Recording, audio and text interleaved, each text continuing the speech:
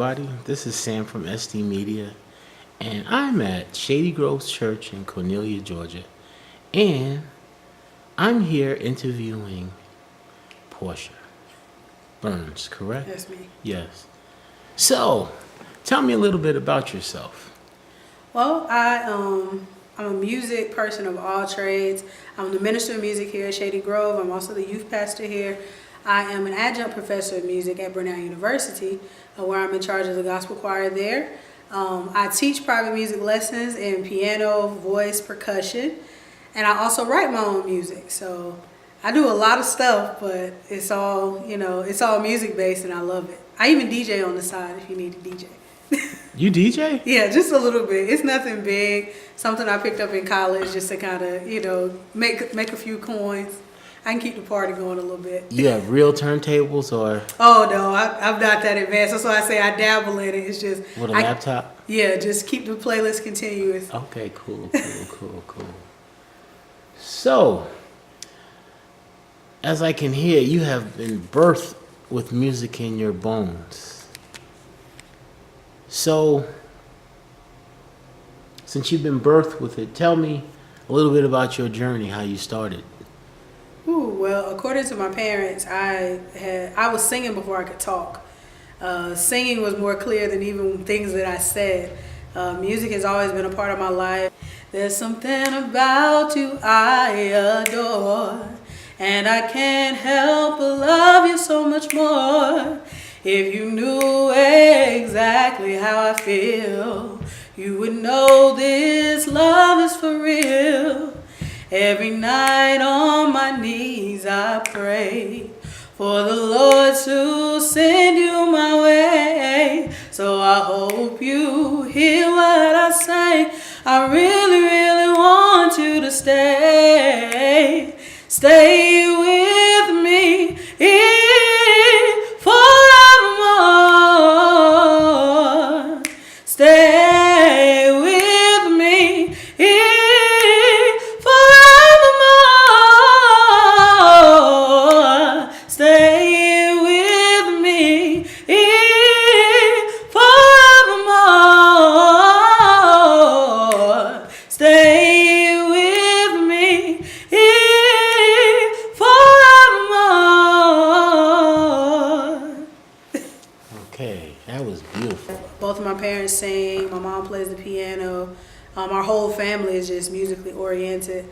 And my mom saw I had an interest in the piano when I was younger, so she started me with piano lessons at 5. And I took piano lessons until I was 15. And the rest, I've been self-taught, and I learned a lot in college. I studied at both Piedmont College and Brennan University. And that's pretty much solidified my skill to be the musician that I am right now.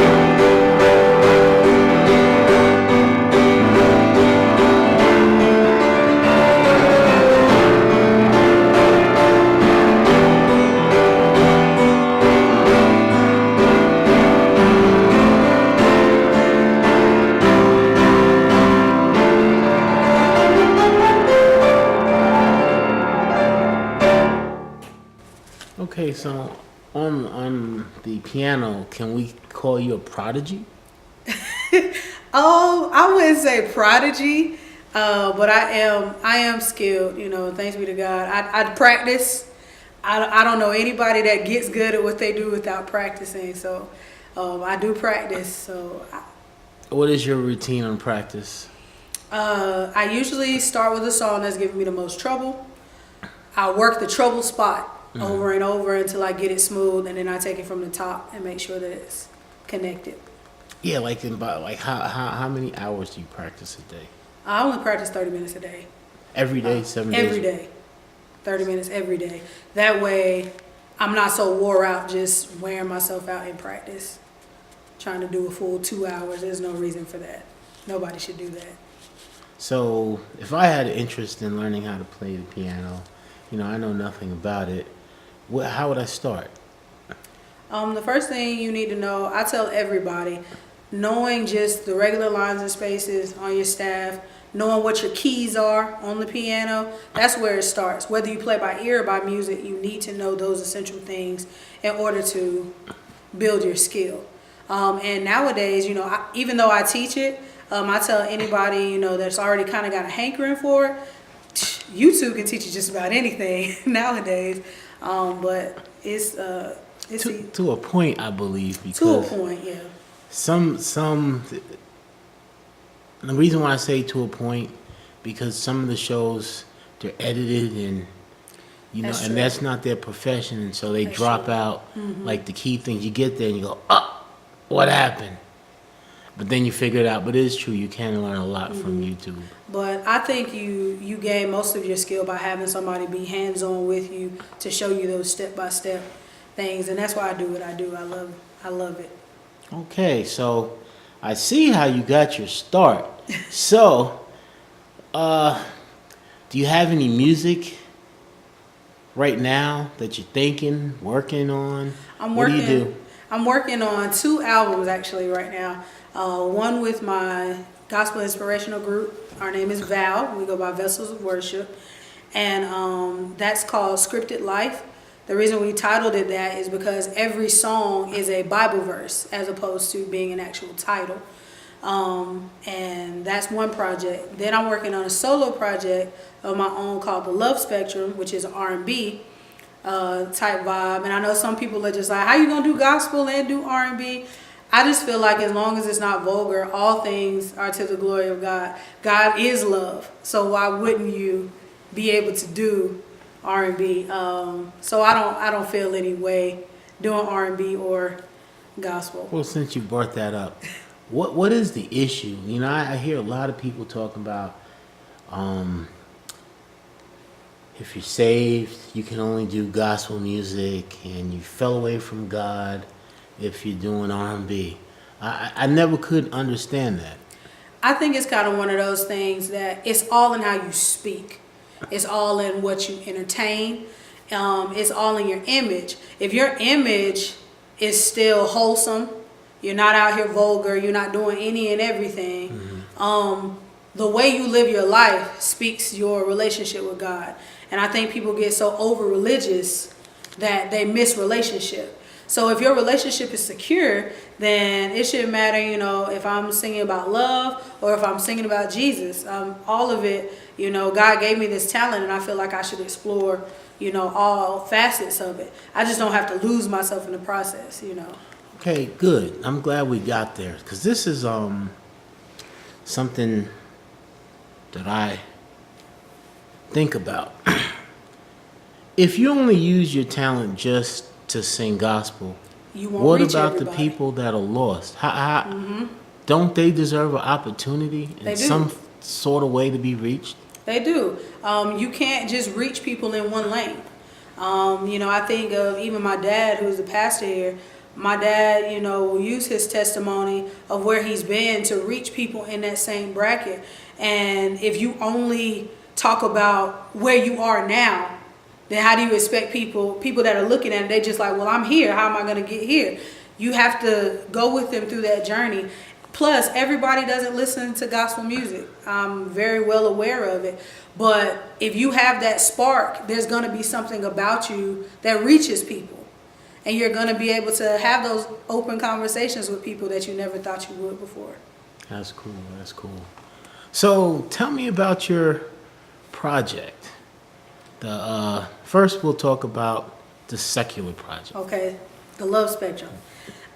It is a concept of all facets of love. So I'm starting with like puppy love, into like, oh, we're dating, it's cool, we love each other, then being in love, then that strange place of what are we doing, who are we, the breakup section, and then also healing from, you know, having your heart broken and learning to start again and opening up to love again. So it's got everything crossed as far as love goes. I even talk about my last song, you know, even talks about who love is. For me, is God. I know a lot of my healing that I've done in past relationships has come from, you know, just my relationship with God. So, you know, don't get too churchy on it, just enough to let them know where I come from and what I represent. Yeah, well, love is like really deep. In the English language, there's only one word for love, but we use it in so many different forms, or I could say facets. And so just hearing what you're singing about, you're going to different levels. Like that puppy love is like that infatuation, Yeah. you know, and it's really dangerous, but you know, because it can take you somewhere you don't plan to go. Right. I even have a song on there where like I'm in love with somebody that belongs to someone else. I think with the album, there's gonna be something in someone's life that they can relate to. They've either been there, or they're there right now, or they're going into it. So I take it this album was planned, and there's a hidden message in there somewhere. You know, I just have that feeling there's a hidden message in there. I mean, no hidden messages except for just sharing. I think for the most part, it's me actually giving of myself. I'm usually the behind the scenes type person. I don't like to really be in the forefront. So it was just, this started off as a book of poetry.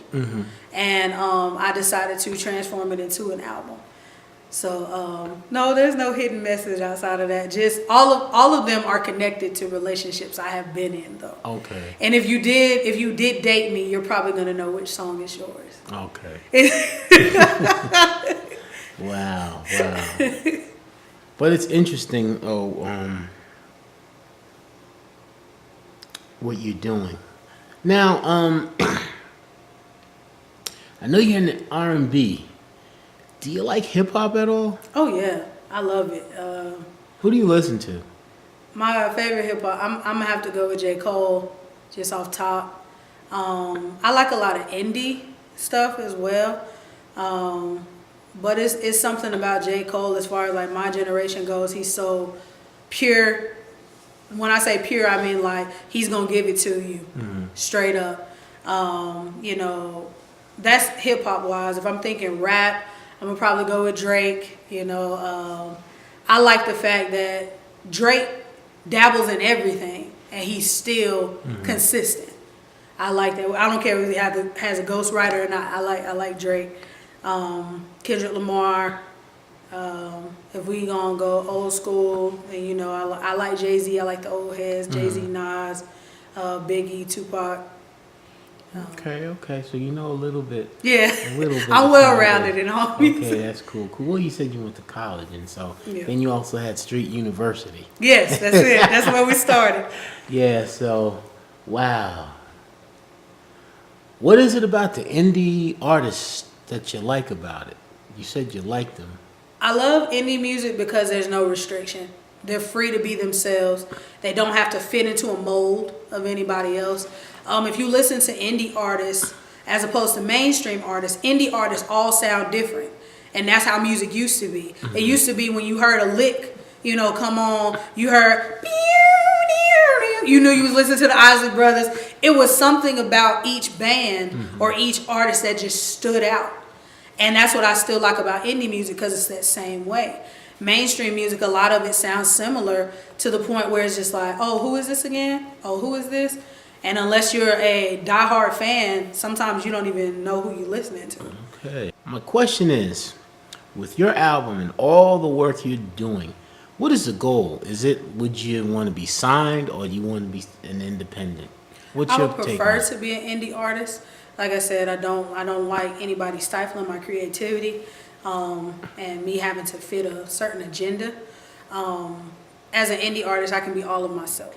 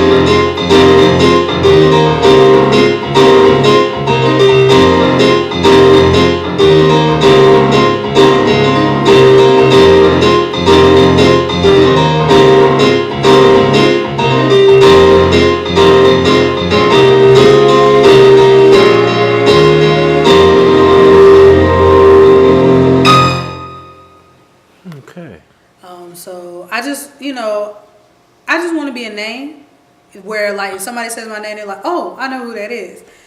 Even if it's not, super mainstream, I'm not really going for that. Just have my music out there. And I love to write, so, I'll even write for some of the signed artists if they need it. Okay. So we settle that you don't want to be part of a label, independent. You want to be indie on your own. So what is the direction that you plan to take to get your music out there? Of course, I've done a lot of research, but just making sure that I'm on all streaming platforms, making sure that, the people that I do have that already know about me and different things like that, they also are pushing, your fans are your biggest base to really be heard. I've now started doing outside gigs because, no lie, I'm really just now starting to push my stuff out there, and I've been writing since I was 12. Okay. But like I said, I've always been kind of behind the scenes and not really wanting to go right in. But like I said, I've been, picking up different gigs, taking weddings, singing at coffee shops, just, really just in different places so people will know who I am, Gotcha. networking wise. Gotcha. Do you have a website? I'm working on my website. It is not done. Okay. And do you plan from your albums that you have, do you plan to make a career out of this, or this is just... I plan to make a career out of it. My 5-year goal is to own my own record company, an indie label, and to have my own arts academy, and to share with with young adults and kids the same passion I have, and for them to have a platform to do it. So yes, I would love to make a career out of this, because right now I took a leap of faith, and I was a middle school course director for 6 years, and I took the leap of faith to stop that and to get my own path. And it's been tough, but God has been good. I have less debt now than I had when I was making $2,700 more than what I make now. So I have no complaints. Okay. You said about getting your music out there. Are you gonna sell your music, or are you just gonna put it up like most of the other artists do? And I'm definitely gonna sell. Like when it comes to like SoundCloud and different things like that, I would post it, but it wouldn't be the mastered.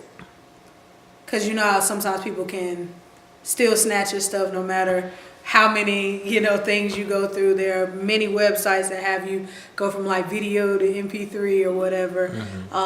So if I do put anything on YouTube, it would definitely be protected. That way people can't download from it. But I just want to, before I put it on anything free, I want it to be on like iTunes and Google Music and different things like that where people can stream it legit. That's the same way I do everybody else's. I try not to steal any music, because I don't want that to be done to me. You hear that, people? Everybody that's making music has to live off of it. So stop stealing. Pay for it. Pay for it. I mean, it's $1. Like, and I'm not big time. I don't have the $1.29. I got the 99-cent download. So, yeah. That's good. I'm glad. Let's see. We covered indie artists. We covered your 5-year goal. What's that 10-year goal? What's the 10-year goal? Yeah, if you got a 5, it's only 5 more years. Security, where I am, I can swipe my car with confidence. I can have, just where everything is running smoothly, where I know my day-to-day routine. I'm doing stuff. I'm touring. I'm letting people know I'm not just a household name anymore. I'm, not even statewide. I want to be known, nationwide and therefore international. I really want to take this thing. I'm about to be 31, And at first I thought that was an old age, but then I was like, man, everybody that's been successful, they gotta, it seems like a slow start, but I'm gonna finish strong. So. Plus black don't crack, so I'm good. Yeah, age really doesn't matter. A lot of people like to discourage musicians because they don't understand what a musician has to go through and is a struggle. So tell me about the struggles. Oh goodness. Especially being a musician in church, a lot of times, people feel like, oh, you should just do this because that's your calling, that's your anointing. Yeah, that's true. But like he said before, this is my livelihood. This is, how I pay my bills and everything of that nature. I'm not asking, for anybody to break the bank because I don't believe my price is that steep or anything like that. It's just that you have to understand that this is my occupation on top of my anointing. And then, the struggle of just when I was practicing, going back and forth to practices and making sure, everything was secure. Trying to keep up with a social life on top of being a musician is almost crazy. In college, you never get to take the minimum amount of hours as a music major. You're always 1918. You got the max of hours just to graduate on time. The struggle of not sounding like somebody else, not being compared to somebody else, to have your own sound. It's a lot that goes into being a musician just to stand out. Because you have to have something to stand out. Whatever your gimmick is, you got to figure out what it is. Okay, you've been behind the scenes, but you touched on something really important to me. Style. What is your style? I feel like I'm like an NDRE type. I love neo soul, that style. I like to mix jazz and gospel combinations together. Throw a little, hip hop flair in there, country flair. I like all music, so my style is kind of all genres. Like I don't have a set genre that I want to be, held up under. But when you hear my music, a lot of times with people who have heard my music, they'll be like, oh, I know you did that. I know you played that. So I do have a set style. I used to call my music that fi-fi. So the what? Fi-fi, like it's fire. Fire. Yeah, Fire. that was my genre that I titled all my music. If you look on my iTunes, all of my music says fi-fi as the genre. Okay. Because I didn't feel like I fit in anything else. So you making your own lane. Pretty much. You hear that, everybody out there? Get out of the way. Because she's walking by faith. Right, Portia? Most definitely. That's right. Well, I don't want to talk about your music because it's good what you're doing, but I don't want anybody to be able to peep it for free. I thought about it. I wanted to play it. But I know you're coming up with some projects, like some videos. Mm-hmm. And so as soon as you get your album released, then I'll advertise it on the show. Okay. And we'll definitely play your video. I'm against people getting something for free.